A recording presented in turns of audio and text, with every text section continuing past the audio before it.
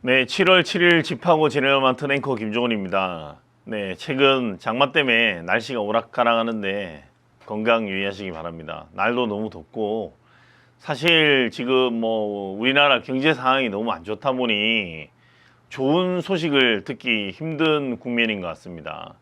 지금 영끌족들 금리 인상에 악소리 난다는 앞서 제가 이런 방송도 한번 했었는데요.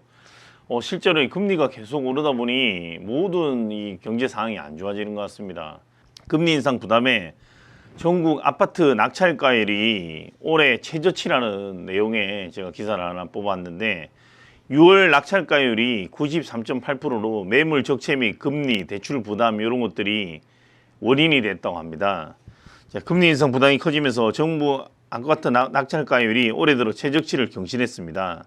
부동산 경매 전문업체 지지옥션이 7일 발표한 6월 경매 동향 보고서에 따르면 전국 아파트 낙찰가율이 전월 대비해서 0.5%포인트 하락한 93.8%를 기록했습니다. 올해 들어 가장 낮은 낙찰가율입니다.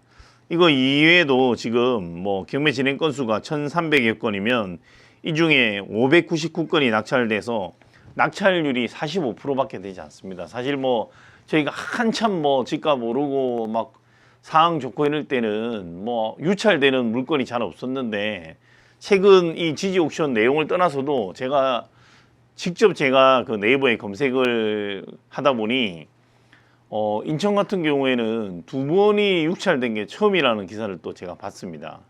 이게 어떤 신호냐면 앞서 우리 출연하셨던 박합수 교수님이나 여러분들이 지금 하반기에 경매 물건이 쏟아질 것이다. 우리 경매 전문가도 이래 이야기를 했었고 했는데 이게 가시화되는 것 같습니다. 매매 시장의 매물 적체와 총부채 원리 상환 비율 DSR 규제 강화, 금리 인상, 대출이자 부담 이런 것들이 영향을 미친 것으로 보입니다. 평균 응찰자 수도 6.1명으로 전달 7.2명보다 1명 이상이 줄었습니다. 또 반면에 서울 아파트 낙찰률과 낙찰가율은 소폭 상승했습니다. 이런 것들이 앞서 집회에도 나왔지만 이게 똘똘한 한 채라는 이야기를 했었는데 이것도 사실 상대평가지 않겠습니까? 다른 B라는 것보다 더 똘똘한 한 채다. C라는 아파트보다 똘똘한 한 채다. 이런 내용이었는데 지금은 지방은 더 상황이 안 좋습니다. 지방 강력시 중에서는 지금 경기도도 마찬가지고 아파트 경매 지표가 모두 하락하고 있습니다. 경기도는 서울보다 더 약해서 낙찰률이 46%. 지금 지방 강력시는 대전이 유일하게 낙찰가율이 88.4%로 전월 대비 2.9%포인트 상승했습니다. 어쨌든 이런 적신호들이 많이 보이고 있어서 더 걱정인 게 미 연준이 아직까지 또 금리 인상을 다 하지 않은 상황입니다. 앞에 빅스텝, 자이언트 스텝 했는데 또 이제 어떻게 올릴지 이런 걱정이 많습니다. 미국 증시도 폭락한 상황에서 반등을 잘 하지 못하고 있는 상황이고 우리 지금 코스피 지수는 더 엉망인 것 같습니다. 이미 2,500선도 깨져서 2,300, 400 언저리에서 지금 헤매고 있는 상황입니다. 그러니까 앞서 주식 투자하신 분들이 제가 주변 이야기를 들어보면 평균 30에서 40%가량 떨어졌다. 심하게 떨어지신 분들은 종목에 따라 다르겠죠. 50% 이하로 폭락했다는 이야기들이 많습니다. 그래서 주변에 주식 어떻게 해야 되냐 이렇게 물어보는 분들도 많은데 지금 상황은 사실 그렇습니다. 저부터도 최대한 손해가지 않는 범위에서 현금을 확보해서 현금을 가지고 있고 앞서 만약에 달러로 환전을 했다든지 이런 분들은 가지고 계시는 게 맞는 것 같고요. 아니면 지금 와서 이제 1,300도 넘어갔는데 이제 와서 달러를 사서 환차익을 기대한다는 거는 그렇게 쉽지는 않은 그림 같습니다. 어쨌든 현금을 가장 많이 보유하고 지금 기존에 물려있는 주식들은 어느 정도 시장이 완전 과거의 유동성이 풍부하고 지금 코로나라는 초유의 사태에서 많은 돈을 풀었을 때만큼 좋아질 수는 단기에 그럴 수는 없다고 봅니다. 우리 지금 모든 이 경기 지표를 나타내는 지수들이 좋지 않습니다. 저희 BIS 지수도 100 이하로 떨어졌고 이거 자체가 100 이하로 떨어지면 경기가 좋지 않을 거라는 신호입니다. 그래서 지금 하반기 신호도 좋지 않고 내년에도 경기 전망이 그닥 좋지 않습니다.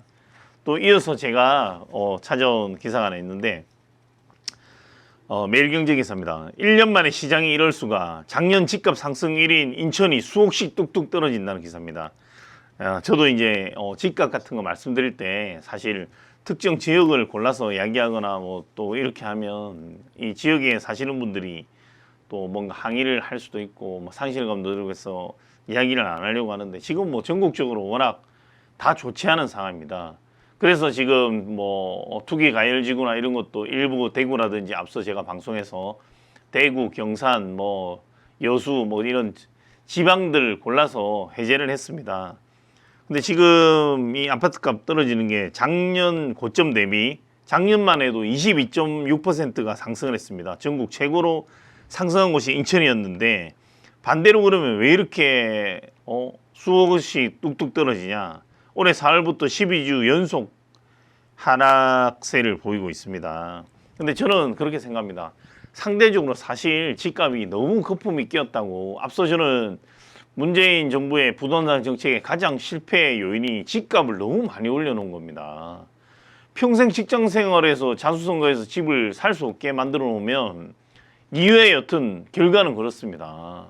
그러면 그나마 제가 봤을 때 저도 뭐 지금 경기도에 살고 있지만 경기도에서 저희가 뭐 빌라 한 1억대 정도면 살 수 있고 아파트 뭐 한 3억, 4억이면 충분히 장만할 수 있었던 게 불과 문재인 정권 초에만 해도 가능했던 일입니다. 근데 그런 아파트들이 지금 제가 인천에 봐도 지금 검단 신도시 이런 데 지켜보면 아파트 매물가가 뭐 7억 뭐 이 정도씩 호가를 기록하고 있는데 물론 사실은 아파트란 게 거래가 돼야 성사가 돼야 이게 거래가 되는 거 아니겠습니까? 지금은 거래 절벽이라 매물은 많지만 거래가 안 되고 있는 상황입니다. 그 내용을 조금 살펴보겠습니다. 최근 정부가 규제지역 투기가열지구라든지 해제해서 인천을 배제시키면서 일각에서는 인천 규제가 장기화할 경우 IMF 외환위기 시절과 유사한 혼란이 찾아올 것이라고 경고를 했습니다. 근데 제가 봤을 때는 인천만 투기가열지구에서 해제한다는 게 쉽지 않습니다. 바로 지금 인천 그 검단 신도시 경계로 김포풍무입니다. 그럼 김포풍무동 자체도 지금 사실 앞서도 김포도 많이 오른 지역에 손꼽히는 지역이라고 저는 보고 있습니다. 근데 뭐 여기는 풀고 저기는 안 풀고 이런 고민이 있을 수밖에 없죠. 이 부분에 대해서 제가 이렇게 대답을 해드리고 싶고 지금 지난해 인천 아파트기 전국 17개 시도 중 최고 상승률을 기록했습니다. 14주 연속으로 0.4% 웃도는 상승률을 작년에 보이다가 다른 지역에 비해 저렴한 인천 아파트 가격이 시장 진입이 수월했던 데다 뒤늦은 도심 정비 사업과 교통 여건 개선 이런 게 호재로 작용했었는데 지금 지난해 말부터 전국 아파트 시장 조정장이 들어서면서 상승폭이 꺾이기 시작해서 올해 1월 말부터는 하락 기조를 이어오고 있다는 이런 내용입니다. 그러면서 12주 연속 하락했다. 뭐 굳이 하락한 곳에 제가 하락폭을 논하지는 않겠습니다. 근데 일례로 인천 서구 청라동에 청라제일풍경채를 예로 들었네요. 7개월 사이에 1억 4천만 원이나 떨어졌다고 합니다. 그래서 올해 6월에는 작년 11월에 8억대 기록했던 게 지금 7억입니다. 뭐 다 사실은 특정 아파트 제가 논하면 좀 조심스럽다는 게 여기 살고 있는 분들은 되게 뭐 불쾌할 수도 있고 마음이 안 좋을 수도 있고 이럴 것 같습니다. 근데 뭐 사실은 저는 여러 요인이 있지만 뭐 굳이 지역을 논하지 않아도 지금 우리 조정 대상 지역은 주택담보대출 비율 LTV가 9억 원 이하 구간은 50%, 9억 원 초과는 30%로 제한한다고 되어 있습니다. 또 총부채 상환 비율 DTI도 적용되고 이런 것들이 그 영향을 미치지 않았나 저는 이렇게 생각합니다. 또 지금 앞서 막 경기 좋을 때는 아파트 여기든 저기든 오를 거라 생각하고 막 샀죠.